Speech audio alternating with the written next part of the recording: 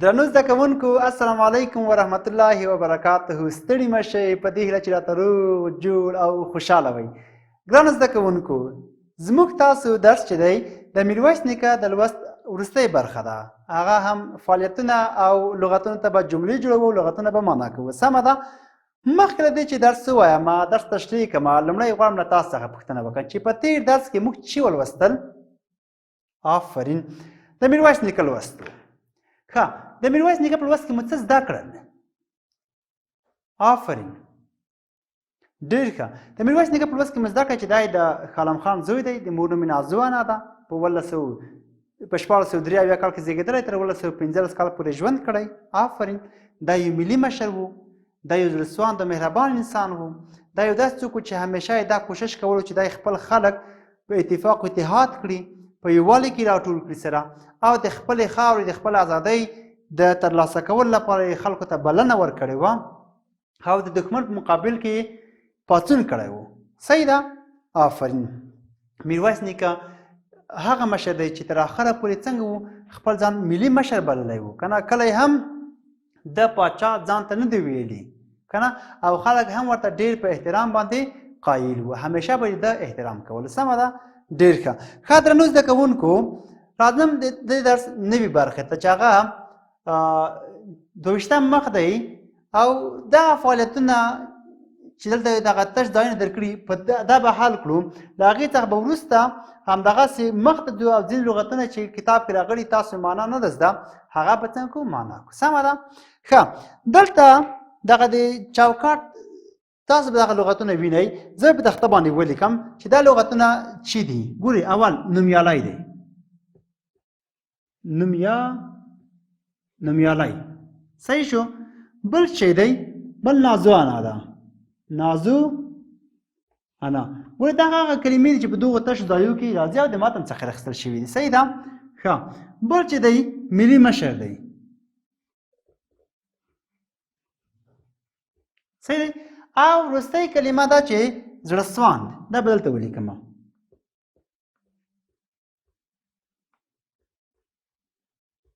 زړهسواند. صحیح دی؟ اوس دغه کلمې، دا کومې کلمې چې مثال ما دلته تختې په مخ ولیکلې، له دې ځای رانیولې داسې تر دې ځای پورې. صحیح ده؟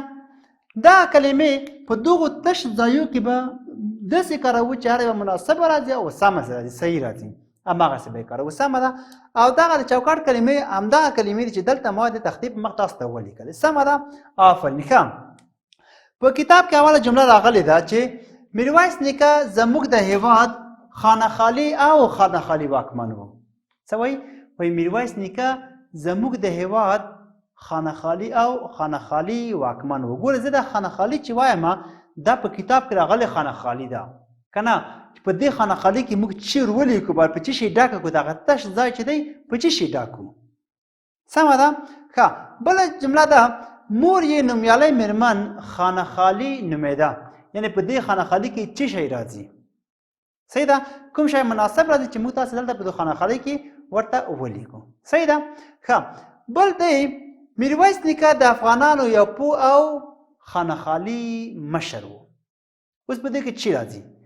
مخکې له دې چې زه یې ووایم، تاسو خپله فکر کې وکړئ. ګورئ، نومیالی صحیح راځي په اوله کې، نازو انا صحیح راځي، ملي مشر صحیح راځي، زړهسواند صحیح راځي. څه شي صحیح راځي؟ تاسو راته ووایئ، زه نه وایم. آفرین، زه وایم، خو اول به تاسې وایئ. سمه ده؟ ډېر ښه. ښه، لومړی خانهخالي کې راځي میرویس نیکه زموږ د هېواد نومیالی او ملي مشر واکمن و. صحیح راځي که نه؟ ملي مشر او نومیالی. آفرین. ګورئ، میرویس نیکه زموږ د هېواد نومیالی مشر. صحیح دی؟ نومیالی زموږ د هېواد ملي مشر او نومیالی واکمن و. شي، ګورئ، په اوله خانهخالي کې چې راغلل، دلته ورسره ولیکئ ملي مشر اول او نومیالی چې دی دویم راځي. پوه شوې؟ ګورئ، میرویس نیکه زموږ د هېواد ملي مشر او نومیالی واکمن و. آفرین. ښه، مور یې نازو انا نومېده. دلته راغلي کتاب کې دغه دی، دا دی دریم. صحیح دی؟ مور یې نازو انا نومېده. ښه، میرویس نیکه د افغانانو یو پوه او زړهسواند مشر و. چې زړهسواند مشر و. ډېر ښه. وګورئ په اوله خانقالي کې چې راغلل؟ په اوله خانقالي کې ملي مشر راغی. میرویس نیکه زموږ د هېواد ملي مشر او نومیالی دویم چې راشي واکمن و. ګورئ نومیالی واکمن و. ملي مشر او نومیالی واکمن و. ډېر ښه صحیح راغلی. بل د مور نوم یې نومیالی مېرمن نازو نومېده. نازو نومېده. ګورئ مور یې څه نومېده؟ مور یې نومیالی مېرمن څه نومېده؟ نازو نومېده. یا مور یې نازو انا نومېده. صحیح ده. دلته نازو انا خو ما درته ویل چې انا د یو احترام د خاطره یو لقب دی چاته چې ورکوو. سمه ده. دا د احترام د خاطره چاته ورکول کېږي یو د احترام لقب دی. سمه ده. ښه. بل میرویس نیکه د افغانانو یو پوه او زړهسواند مشر و. پوه شوې پوه دا ډېر مهربان او زړهسواند دی. ښه درنو زده کوونکو دا خو مو زده کړل. اوس غواړم هغه لغتونه چې کتاب کې راغلي تاسو نه دي زده او تاسو په خپلو کتابچو کې لیکلي دي. صحیح ده. دا خو مو زده شي انشاءالله. ښه دا به پاکمه هغه لغتونه چې کتاب کې راغلي تاسو نه دي زده، تاسو نه ورباندې پوهېږئ، په هغې به کار وکړم، تختې په مخ به ولیکم او تاسو به یې بیا ورته ګورئ. زه به جملې ورته جوړې کړم. صحیح ده. جملې به چې جوړې کړې نو بیا به تاسو هم دا جملې جوړې کړئ او همدغسې به مخ ته ځو. سمه ده. آفرین. ښه لومړی راځي مثال لیکمه چې زړهسواند. لږ مخکې موږ تاسو ولوستو که نه چې زړهسواند. آفرین. ګورئ لیکمه زړهسواند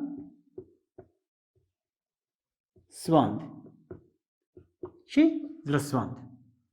بل لیکمه خپلواکي.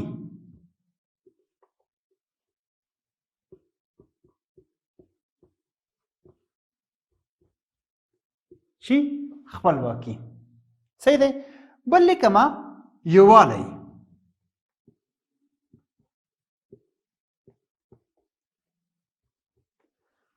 چې یووالی. آفرین.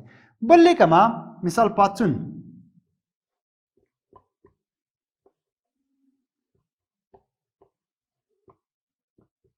چې پاڅون. آفرین. بل لیکمه مثال بلنه.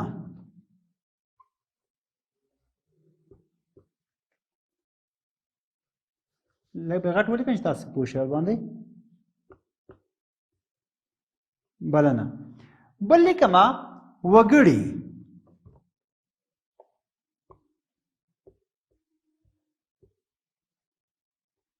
وګړي.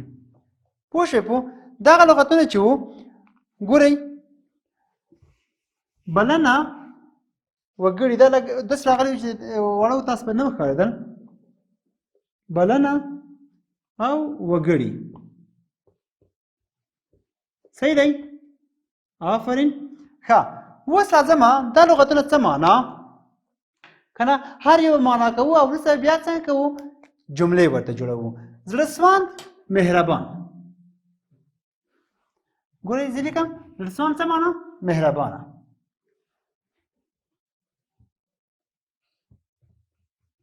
دا میم دی. ښه دلته فکر کوي میم. صحیح دی. یا لږ سم درته ولیکم چې سم درته ښکاره شي.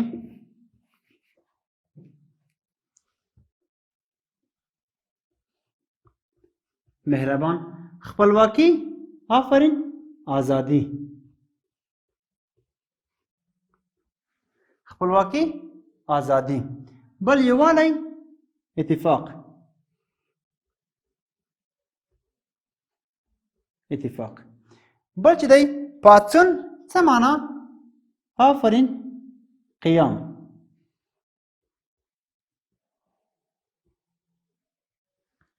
آفرین. بل چې دی بلنه څه معنا؟ آفرین. دعوت. دعوت. او آخری لغت چې دی؟ آفرین. وګړي.